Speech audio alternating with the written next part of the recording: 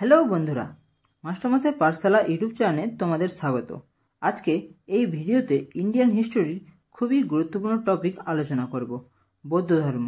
তাই খুবই গুরুত্বপূর্ণ ভিডিও হতে চলেছে তোমাদের জন্য। বন্ধুরা, শেষে তোমাদের জন্য টেস্ট ইনক্লুড করা হয়েছে, যা লাস্ট ইয়ার পরীক্ষায় এই টপিক থেকে আসা প্রশ্ন উত্তর। তাই সকলে টেস্ট দেবে ও কার কত স্কোর হচ্ছে তা অবশ্যই কমেন্টে জানাবে। চলো তাহলে আর দেরি না করে শুরু করা যাক। সবথেকে প্রথমে বলবো আমরা বৌদ্ধ ধর্মের প্রতিষ্ঠাতা কে ছিল। বৌদ্ধ ধর্মের প্রতিষ্ঠাতা ছিল গৌতম বুদ্ধ। একেই লাইট অফ এশিয়া বলা হতো। এই লাইন থেকে সোজা প্রশ্ন পরীক্ষায় জিজ্ঞেস করে, তাই তোমরা মনে রাখবে। দেখো বন্ধুরা, আমি গল্পের মতো করে তোমাদের বোঝাবো, যাতে তোমাদের বুঝতে কোনো অসুবিধা না হয়। গৌতম বুদ্ধ 563 খ্রিস্টপূর্বাব্দে কপিলাবস্তুর লুম্বিনী নামক স্থানে জন্মগ্রহণ করেন। খ্রিস্টপূর্ব 3য় শতাব্দীতে অশোক একই স্থানে বুদ্ধের স্মরণে একটি স্তম্ভ নির্মাণ করেন। এই লাইন থেকে সোজা প্রশ্ন পরীক্ষায় জিজ্ঞাসা করে, তাই তোমরা মনে রাখবে। বুদ্ধ শাক্য বংশের ছিলেন। পিতার নাম ছিল শুদ্ধোধন, যিনি কপিলাবস্তুর একটি ছোট প্রজাতন্ত্রের প্রধান ছিলেন। গৌতম বুদ্ধের শৈশবের নাম ছিল সিদ্ধার্থ। তার জন্মের পরপরই তার মা মারা যান, তাই তাকে তার মাসি প্রজাপতি গৌতমী লালন পালন করেন। এই কারণেই তাকে গৌতম বলা হতো। এখানে তোমরা গুরুত্বপূর্ণ পয়েন্ট মনে রাখবে যে বৌদ্ধ ধর্ম গ্রহণকারী প্রথম মহিলা ছিলেন প্রজাপতি গৌতমী। প্রথম থেকেই গৌতম বুদ্ধের মন আধ্যাত্মিকতার দিকে ঝুঁকেছিল, কিন্তু তার বাবা এই বিষয়ে চিন্তিত ছিলেন। এই জন্য গৌতমের বয়স যখন 16 বছর, তখন তার বিয়ে যশোধরার সাথে হয়। 29 বছর বয়সে তার একটি পুত্র হয়, যার নাম ছিল রাহুল। কিন্তু এত কিছুর পরেও বুদ্ধ বিবাহিত জীবনে আগ্রহী ছিলেন না এবং 29 বছর বয়সে তিনি গৃহত্যাগ করেন। তার গৃহত্যাগের ঘটনাকে মহাভিনিষ্ক্রম বলে। তিনি 7 বছর ধরে জ্ঞানের সন্ধানে এখানে সেখানে ঘুরে বেড়ান। এই সময়কালে তিনি বিম্বিসার, উদয়ক এবং আলার কালামের সাথে দেখা করেন। মনে রাখবেন যে আলার কালাম ছিলেন গৌতম বুদ্ধের প্রথম গুরু। এরপর 35 বছর বয়সে গৌতম বুদ্ধ বিহারের উরুবিল্প নামক স্থানে পৌঁছায়। এই উরুবিল্প পরবর্তীতে বৌদ্ধ গয়া নামে পরিচিতি লাভ করে। এখানেই গৌতম বুদ্ধ জ্ঞান অর্জনের জন্য একটি অশ্বত্থ গাছের নিচে ধ্যান লাভ করেছিলেন এবং 49তম দিনে তিনি জ্ঞান লাভ করেছিলেন। তখন থেকেই এই অশ্বত্থ গাছটি বোধিবৃক্ষ নামে পরিচিতি লাভ করে এবং জ্ঞান লাভের পর সিদ্ধার্থকে বুদ্ধ বলা হতো, কারণ বুদ্ধের অর্থ জ্ঞান লাভ। এই লাইন থেকে সোজা প্রশ্ন জিজ্ঞাসা করে পরীক্ষায়, তাই তোমরা মনে রাখবে। এরপর মহাত্মা বুদ্ধ বারাণসীর কাছে সারনাথে তার 5 জন তপস্বীকে প্রথম ধর্মপ্রচার করেন এবং বৌদ্ধ ধর্মগ্রন্থে এই ঘটনাকে ধর্মচক্র প্রবর্তক বলা হয়। বুদ্ধ অনেক রাজ্য ভ্রমণ করেছিলেন এবং ধর্মপ্রচার করেছিলেন। প্রচারের প্রধান কেন্দ্র ছিল মগধ, তাই বিম্বিসার এবং উদয়নের মতো মগধ শাসকেরা বুদ্ধের অনুয়ায়ী ছিলেন। এখান থেকে বারবার প্রশ্ন পরীক্ষায় রিপিট হয়, তাই তোমরা মনে রাখবে। আরেকটি কথা মনে রাখবে, বুদ্ধ তার বেশিরভাগ ধর্ম উপদেশ শ্রাবস্তিতে দিয়েছিলেন। বুদ্ধের অনুয়ায়ীরা 2টি ভাগে বিভক্ত ছিলেন, ভিক্ষুক, উপাসক। ভিক্ষুক হল বৌদ্ধ সন্ন্যাসী, যারা সংসার ত্যাগ করে বৌদ্ধ বিহারে বসবাস করেন এবং বৌদ্ধ ধর্মের নিয়মকানুন কঠোরভাবে পালন করেন। উপাসক হল সাধারণ বৌদ্ধ অনুয়ায়ী, যারা সংসার জীবন থেকে বৌদ্ধ ধর্মের নীতি অনুসরণ করে এবং ভিক্ষুদের সহায়তা করে। বৌদ্ধ ধর্ম ব্যাখ্যা করার জন্য সময়ে সময়ে বৌদ্ধ সভা আয়োজন করা হতো, যা বৌদ্ধ সঙ্গীতি নামে পরিচিত। বৌদ্ধ সঙ্গীতি থেকে প্রশ্ন অনেকবার রিপিট হয়, তাই চলো আমরা বুঝে নিই এর সম্বন্ধে। এখানে দেখতে পাচ্ছ বৌদ্ধ সম্মেলন, সময়কাল, শাসক আর স্থান। প্রথম বৌদ্ধ সম্মেলন হয়েছিল 483 খ্রিস্টপূর্বাব্দে কার শাসনে? অজাতশত্রু শাসনে স্থান ছিল রাজগৃহ। দ্বিতীয়, তৃতীয়, চতুর্থ তোমরা দেখে নিতে পারো। 483 খ্রিস্টপূর্বাব্দে 40 বছর বয়সে উত্তরপ্রদেশের গোরখপুর জেলার কুশীনগরে দেহত্যাগ করেন, অর্থাৎ গৌতম বুদ্ধ মারা যান। এই ঘটনাকে মহাপরিনির্বাণ বলে। এই লাইন থেকে পরীক্ষায় 7 থেকে 8বারও বেশি প্রশ্ন জিজ্ঞাসা করা হয়েছে যে যেখানে গৌতম বুদ্ধ মারা গিয়েছিল সেই স্থানটির নাম কি এবং সেই ঘটনাকে কি বলা হয়। গৌতম বুদ্ধের মৃত্যুর পর তার দেহাবশেষ 8 ভাগে ভাগ করা হয়েছিল এবং বিভিন্ন স্থানে স্তূপ তৈরি করা হয়েছিল। তার স্মৃতি সংরক্ষণ করা হয়েছিল। এর মধ্যে সবথেকে বৃহত্তম এবং প্রাচীন স্তূপ হল সাঁচির মহান স্তূপ। চলো আমরা আরও কিছু ইম্পর্টেন্ট পয়েন্ট দেখে নিই যেখান থেকে পরীক্ষায় বারবার প্রশ্ন জিজ্ঞাসা করে। বৌদ্ধ ধর্মের 3টি রত্ন হল বুদ্ধ, ধম্ম এবং সংঘ। বৌদ্ধদের সবথেকে বড় উৎসব হল বুদ্ধ পূর্ণিমা, যা বৈশাখ মাসের পূর্ণিমা তিথিতে পালন করা হয়।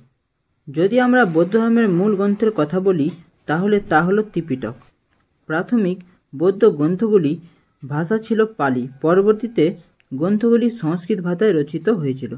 বিখ্যাত বৌদ্ধ বিদ্যালয় বিক্রমশিলা মহান পাল সম্রাট ধর্মপাল স্থাপিত করেছিলেন। ভারতের প্রকাশিত শেষ বৌদ্ধ ধর্মগ্রন্থ হল বংশাৎ-পাকাশিনী। বৌদ্ধ যুগের ধাতব মুদ্রা প্রথম আবির্ভূত হয়েছিল। তো বন্ধুরা, আমি তোমাদের যে ইম্পর্টেন্ট পয়েন্টগুলো বললাম সেগুলো তোমরা গল্পের মতো করে মনে রাখবে, তাহলে দেখবে তোমরা খুব সহজেই পরীক্ষায় আসা প্রশ্নগুলো উত্তর অতি সহজেই করতে পারবে। বন্ধুরা, এখানে আমাদের থিওরি সেশন কমপ্লিট হলো। এবার আমি তোমাদের জন্য বিভিন্ন পরীক্ষায় আসা 30টি অতি গুরুত্বপূর্ণ প্রশ্ন রেখেছি। তোমাদের 30-এর মধ্যে কার কত স্কোর হলো তোমরা অবশ্যই কমেন্টে জানাবে। চলো শুরু করা যাক। ফার্স্ট প্রশ্ন, ত্রিপিটক গ্রন্থ কোন ধর্মের সাথে সম্পর্কিত? সঠিক উত্তর হবে অপশন বি, বৌদ্ধ ধর্ম। দ্বিতীয় প্রশ্ন, নিম্নলিখিত কোন স্থানে ভগবান বুদ্ধ মহাপরিনির্বাণ লাভ করেছিলেন? এই প্রশ্নের সঠিক উত্তর হবে অপশন এ, কুশীনগর। তৃতীয় প্রশ্ন, কোন রাজা বিক্রমশিলা বিশ্ববিদ্যালয় প্রতিষ্ঠা করেছিলেন? থিওরি সেশনে আমরা এটা পড়েছিলাম, তাই এই প্রশ্নের সঠিক উত্তর হবে অপশন এ, ধর্মপাল। পরবর্তী প্রশ্ন, বৌদ্ধ ধর্মগ্রন্থ ত্রিপিটক কোন লিপিতে লেখা হয়েছিল? এই প্রশ্নের সঠিক উত্তর হবে অপশন বি, পালি। পরবর্তী প্রশ্ন, গৌতম বুদ্ধ তার প্রথম ধর্ম উপদেশ কোথায় দেন?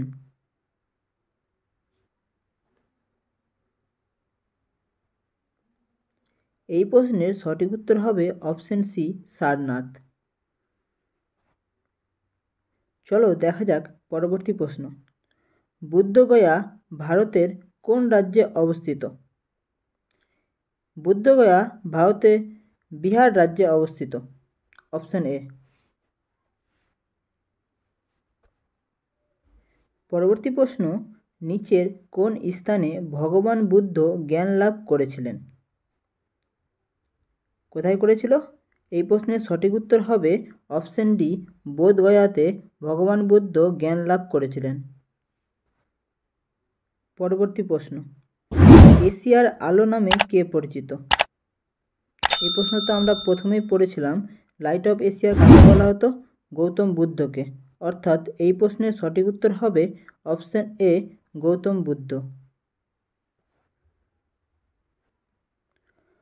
পরবর্তী প্রশ্ন, চতুর্থ বৌদ্ধ পরিষদ কোথায় অনুষ্ঠিত হয়েছিল? এই প্রশ্নের সঠিক উত্তর হবে চতুর্থ বৌদ্ধ পরিষদ অনুষ্ঠিত হয়েছিল অপশন ডি, কাশ্মীরে।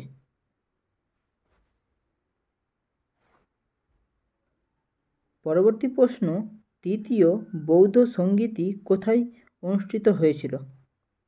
চতুর্থ কাশ্মীরে হয়েছিল, তাই তৃতীয় বৌদ্ধ সঙ্গীতটি অনুষ্ঠিত হয়েছিল পাটলিপুত্রে।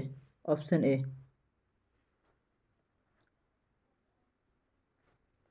পরবর্তী প্রশ্ন, বৌদ্ধ ধর্মে ত্রিরত্নের অর্থ কী? আমরা পড়েছিলাম বৌদ্ধ ধর্মে ত্রিরত্নের অর্থ হল বুদ্ধ, ধম্ম, সঙ্ঘ। তাই এই প্রশ্নের সঠিক উত্তর হবে অপশন বি। এই প্রশ্ন আশা করি সকলেই পারবে। গৌতম বুদ্ধের প্রথম গুরু কে ছিলেন? গৌতম বুদ্ধের প্রথম গুরু ছিল আলার কালাম। তাই এই প্রশ্নের সঠিক উত্তর হবে অপশন বি। পরবর্তী প্রশ্ন, বুদ্ধ তার জীবনের শেষ দিন কোথায় কাটিয়েছিল? গৌতম বুদ্ধ তার শেষ দিন কুশীনগরে কাটিয়েছিল। এই প্রশ্নের সঠিক উত্তর অপশন বি, কুশীনগর। পরবর্তী প্রশ্ন, গৌতম বুদ্ধের জন্মস্থান কোনটি? গৌতম বুদ্ধের জন্মস্থান হয়েছিল কপিলাবস্তুতে। তাই এই প্রশ্নের সঠিক উত্তর অপশন বি। পরবর্তী প্রশ্ন, বুদ্ধ কোন বংশের ছিলেন? বুদ্ধ ছিলেন শাক্য বংশের। তাই এই প্রশ্নের সঠিক উত্তর অপশন সি। পরবর্তী প্রশ্ন, প্রথম বৌদ্ধ সম্মেলন কোথায় অনুষ্ঠিত হয়েছিল? এই প্রশ্নের সঠিক উত্তর হবে অপশন এ, রাজগৃহ। বৌদ্ধ ধর্মের কথা বলতে গেলে বৌদ্ধ ধর্মের যে 4টি সম্মেলন রয়েছে, প্রথম, দ্বিতীয়, তৃতীয়, চতুর্থ, এই 4টি সম্মেলন কোথায় হয়েছিল এবং কার শাসনকালে হয়েছিল, এই প্রশ্নগুলি পরীক্ষায় আসে। তাই তোমরা মনে রাখবে। চলো দেখা যাক পরবর্তী প্রশ্ন। নিম্নলিখিতগুলি থেকে বৌদ্ধ সাহিত্য চিহ্নিত করুন। এর মধ্যে কোনটি বৌদ্ধ সাহিত্য রয়েছে? এই প্রশ্নের সঠিক উত্তর হবে অপশন এ, ত্রিপিটক। ভারতের ধাতব মুদ্রা প্রথম আবির্ভূত হয়েছিল কোন সময়ে? আমরা থিওরি সেশনের শেষের দিকে পড়েছিলাম যে ভারতের ধাতব মুদ্রা প্রথম আবির্ভূত হয়েছিল বৌদ্ধকালে। তাই এই প্রশ্নের সঠিক উত্তর হবে অপশন সি, বৌদ্ধকালে। পরবর্তী প্রশ্ন, কোন ধর্মে বলা হয়েছে যে আকাঙ্ক্ষাই সকল দুঃখের কারণ? এই প্রশ্নের সঠিক উত্তর হবে অপশন এ, বৌদ্ধ ধর্মে বলা হয়েছে। পরবর্তী প্রশ্ন, বুদ্ধ কোন সালে মৃত্যুবরণ করেন? গৌতম বুদ্ধের কথা বলতে গেলে গৌতম বুদ্ধ 483 খ্রিস্টপূর্বাব্দে মৃত্যুবরণ করেন, যাকে মহাপরিনির্বাণও বলা হয়। এই প্রশ্নের সঠিক উত্তর হবে অপশন এ। বৌদ্ধ ধর্মে সংঘ কি বোঝায়? বৌদ্ধ ধর্মে সংঘ বলতে গেলে বোঝায় বৌদ্ধ ভিক্ষুদের সম্প্রদায়। তাই এই প্রশ্নের সঠিক উত্তর হবে অপশন বি।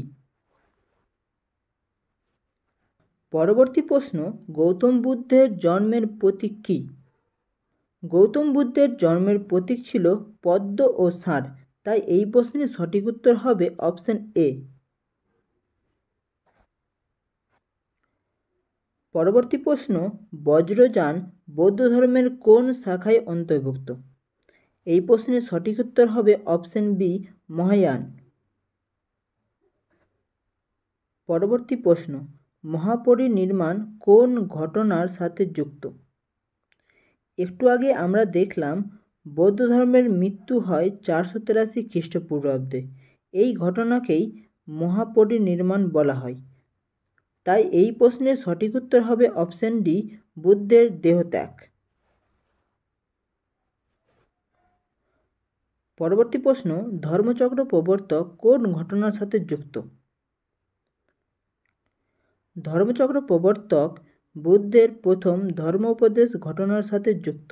তাই এই প্রশ্নের সঠিক উত্তর হবে অপশন সি।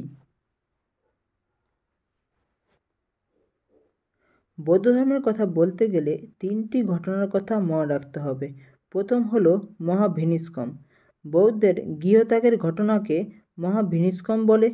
ধর্মচক্র প্রবর্তক বুদ্ধের প্রথম উপদেশকে ধর্মচক্র প্রবর্তক বলা হয় এবং তৃতীয় হচ্ছে মহাপরিনির্বাণ। বুদ্ধের মৃত্যুর ঘটনাকে মহাপরিনির্বাণ বলা হয়। চলো দেখা যাক পরবর্তী প্রশ্ন। কপিলবস্তু কোন ব্যক্তিত্বের সাথে সম্পর্কিত?